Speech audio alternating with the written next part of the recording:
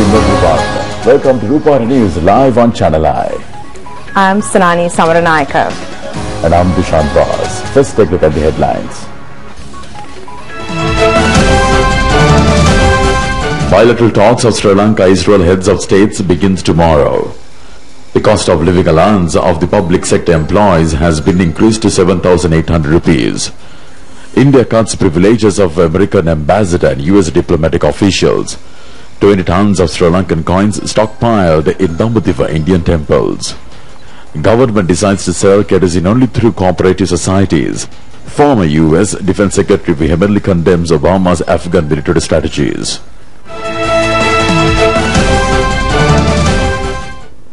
Now for those stories in detail. President Mahinda Rajapaksa and his delegation arrived in Jerusalem, Israel, starting the final phase of his tour of Middle East. The Sri Lankan president has arrived in Jerusalem today from Bethlehem, ending his two-day tour of Palestine as well as a two-day official tour of Jordan. President Rajapaksa is scheduled to hold bilateral talks of mutual interest with Israeli Prime Minister Benjamin Netanyahu and visit places of religious worship in the ancient city of Jerusalem. He will hold talks with Israeli President Shimon Peres tomorrow. President Rajapaksa will meet a business delegation after planting a tree symbolizing his tour of Israel. First Lady Madam Shiranti Rajapaksa, Minister Professor G.L. Pires, Foreign Ministry Monitoring MP Sachin Divas Gunawardena, Parliamentarians Roshan Ranasinghe, Kamala Ranatunga and Presidential Secretary Lalit Viratunga accompanied the President during his tour of Israel. The allowance of the cost of living given to the public sector employees is to be increased to 7,800 rupees with effect from this month.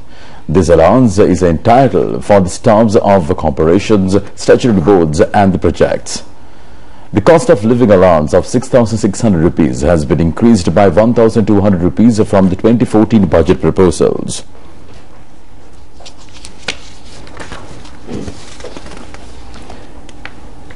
The daily cost of living allowance paid to casual and daily paid workers has been increased to 260 rupees from 220 rupees with effect from this month.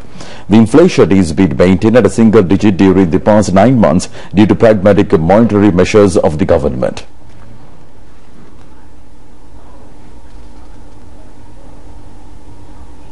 This is a good sign because it helps 1.3 million public servants to improve their living condition. Therefore, I recognize this as a commendable initiative taken by the government to encourage the public servants to continue to good work that they have been doing. Meanwhile, Tamil Nadu Chief Minister Jayalalitha Jairam has been accused for making an attempt to use Indo-Lanka fishermen's issue as an election strategy. Indian media reported that the Chief Minister has failed to take proper action to resolve this problem. India Today internet newspaper highlighted the Indo-Lanka fishermen's problem in its recent report under the headings, "Is Jayalalitha using fishermen's issue as a bait for votes?" The news report pointed out that Jayalalitha has resorted to make allegations against Sri Lanka for the apprehension of India fishermen who violate Sri Lankan territorial waters. Prime Minister Dr. Manmohan Singh has sent 11 letters to Chief Minister of Tamil Nadu highlighting this matter. In many of these letters, he has asked the Chief Minister to convene a meeting between representatives of two countries to solve the fishermen's issue. The India Today website points out that Tamil Nadu Chief Minister has so far failed to enter into such negotiating process. Tamil Nadu state government has promised the Indian Prime Minister to convene such a meeting before December last year. The web report revealed that this promise has so far not been fulfilled.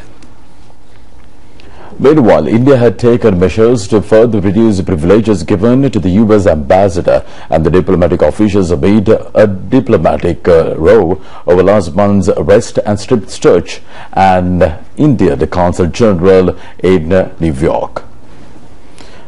The Deputy Indian Consul General in New York, Devyadi Cobra Ged, has been arrested by the American police on the 12th of December last year. She was accused of not paying the stipulated wage for her employee. The Indian consular official said that she had to undergo a strip search and harassment when she was in custody. A video with pictures of relevant interrogation was revealed to media. It was displayed at the internet and popular media. These pictures show the strip search of a woman by a group of police officers. India has paid special attention to find out as to whether this was an actual video tape connected to the Cobra Grade incident. But the US State Department said that it was a doctored videotape. India has vehemently protested against the United States for carrying out such strip search of an Indian consular official, as such search is normally being carried out for female criminals. The Indian government took several measures, including the suspension of top-level visits to US, removal of guard at US Embassy office, and the cutting of diplomatic privileges to express its reprisal. Central Bank Governor Ajit Nivad-Gabral appealed to devotees to put Sri Lankan coins as meritorious offerings into tills in Indian temples. Around 20 tons of local coins had been lying idle in the tills of Indian temples. A large number of Sri Lankan devotees visit India annually to worship Buddhist places of religious worship, including Bodh Gaya. Most of them were used to put local coins into tills kept at these temples. The Superintendent of Central Bank Currency Department, JPR Karunaratne, revealed that the bank is considering bringing down these Sri Lankan coins after cleaning it. He pointed out that it is profitable to bring down these coins without minting a large number of coins. He called upon devotees to use Indian coins when they make meritorious offerings at Indian temples.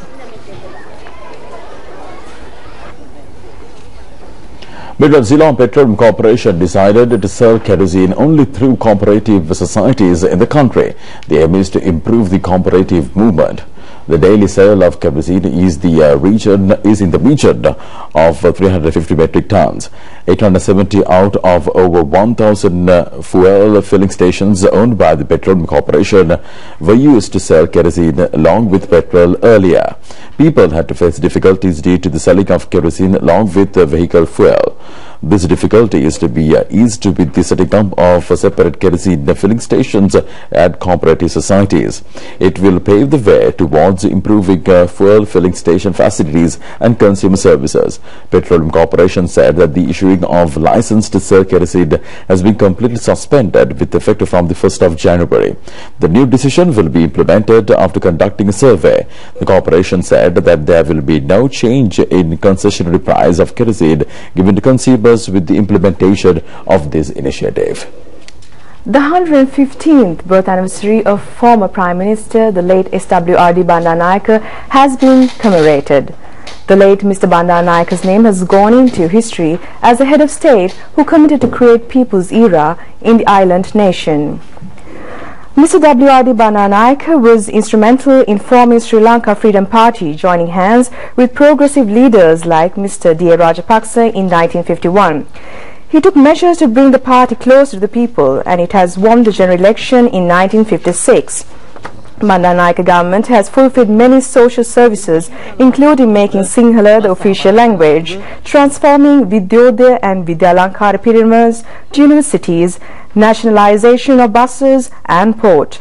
The introduction of Paddy Field Act, making May Day as government holiday, and the launching of Employees Provident Fund were among many services fulfilled by the Bandaranaike government for the benefit of farmer labour community. The late Mr. Bandaranaike, who integrated 5 great forces, Mahasangha, indigenous physicians, teachers, farmers and labourers, was a great leader engaged in politics with common man's class.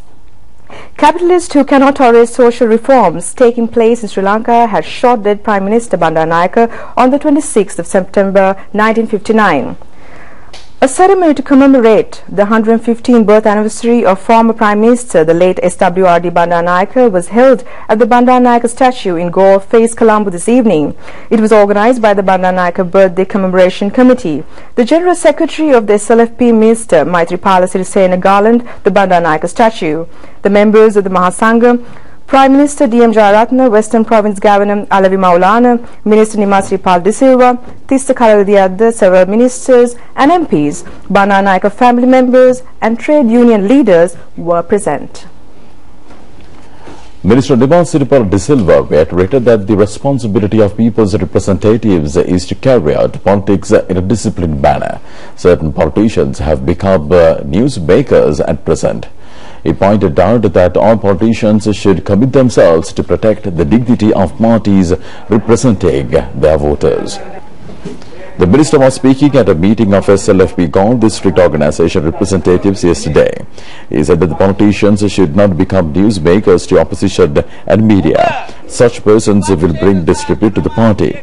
It is essential to work with the political knowledge and love for the party. They should also love the people who elected them. He said that we should become a political superstar. පක්ෂයට ලැබිකම තියෙන්න ඕනි පක්ෂයට ආදරේ තියෙන්න ඕනි තමන් තෝරා ගන්නා ලද ජනතාවට ආදරයක් කරන්නට ඕන ඒ නිසා අපි දේශපාලන සුපර්ස්ටාර් කෙනෙක් වෙන්න ඕනි Several ministers, MPs and regional political leaders were also present. The human-elephant conflict aggravates with wild elephant invasion in villages, increasing day by day due to shortage of food in forests. Another wild elephant has fallen into Zone D canal of Maduru Oyer when it tried to invade a nearby village. This wild elephant has fallen into the Zone D canal, which was taking water from Maduru Oyer reservoir to Valikanda. This incident took place today. Wildlife conservation officials say that such incidents were taking place at least 5 times per month. It is very difficult for the wild elephants to come out from the canal, as its cross-section had been built to the shape of English letter V. Some elephants had died in the canal as there was no way for them to come out. However, the wild elephant who had fallen into the canal was taken out at around 11 a.m. today with the assistance of the Veragala wildlife officials and villagers. The elephant fled to Pimbrutaval jungle after the rescue operation.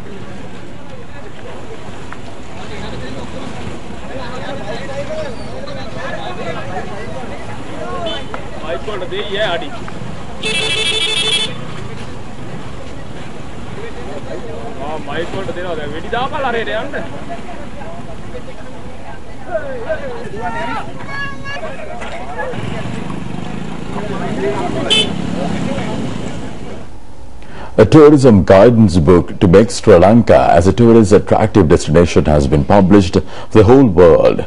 The English translation of 296-page book published in the Russian language was launched in Colombo today. The Sri Lankan Embassy in Russia, in collaboration with the Tourism Promotion Bureau, has compiled this book. It contains all necessary information on Sri Lanka's beautiful places, holiday resorts, national parks and historic places of religious worship, essential telephone numbers, tourist resorts and residential facilities. This tourism guidance book is to be presented to all representatives in the tourism field and to agents worldwide. Assistance of all Sri Lankan foreign missions will be sought for this purpose. Around 60,000 Russian travelers have arrived in the island last year.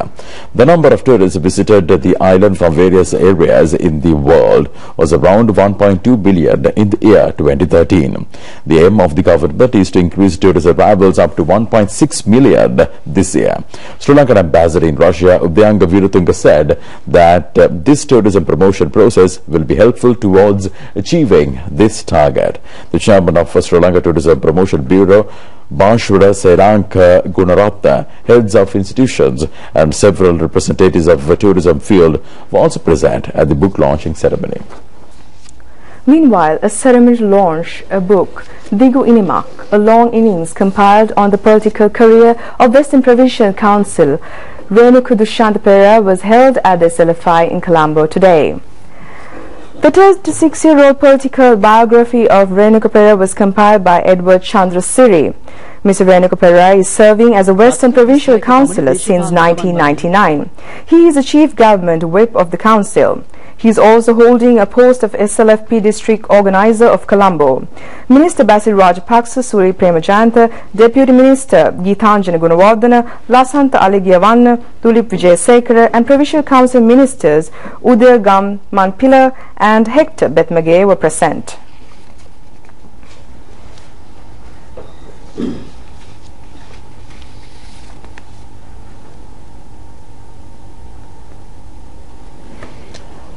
reading, and there was a saying that reading makes a full man. But the child generation is distancing from the books due to the multimedia usage along with the technology development. Chinese people and children have been motivated to read books. This report has been filed by Shan Li from Beijing. දැන් චීනයේ විශේෂයෙන් බොහෝ නගරවල ඉතාම වේගවත් ජීවන රිද්මයක් තියෙන නිසා බොහෝ අයට නම් Many cities in China, the country with the second largest economy in the world, have a very busy lifestyle. Therefore, Chinese citizens have found it difficult to read books due to their fast-moving lifestyles. However, they make great attempts to read books during their spare times. Chinese parents are focusing attention on studies of their children. They used to take their children to places where there are facilities for reading. Book reading via internet has become the popular trend in China with increase in usage of the internet. Many busy Chinese are in the habit of using e-books at present. It has become a normal practice today.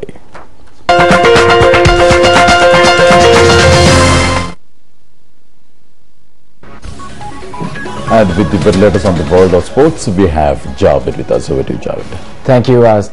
A very good evening and welcome to the sports news with me, Javed Bongzo.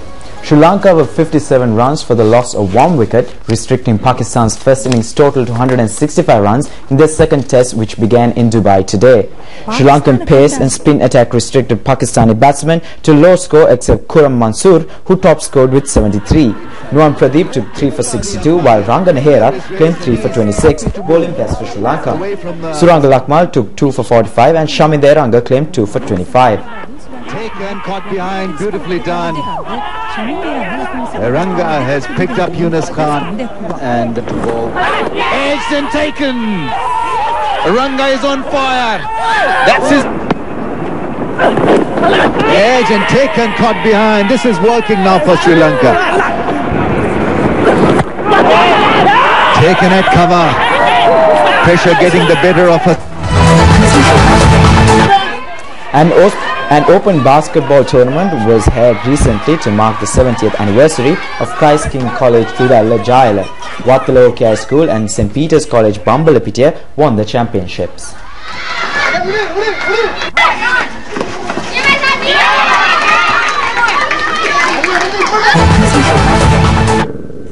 The Dhaka rally was living up to its fearsome reputations, the event's third stage wreaking havoc with the race order as punctures and crashes hit the leading contenders across Andes Hill.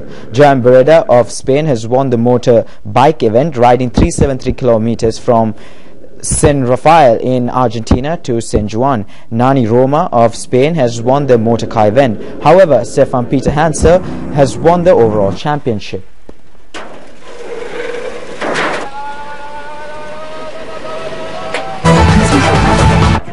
Miami Heat beat New Orleans Pelicans in a basketball match played at Florida, United States. LeBron James scored 32 out of 107 points scored by Miami Heat. New Orleans team has lost 3 out of 4 matches played so far.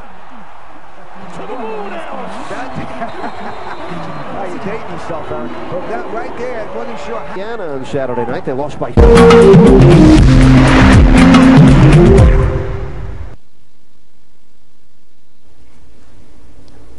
And on the weather update, the Met Department forecasts scattered showers in the northern, north-central, eastern Uva provinces tomorrow.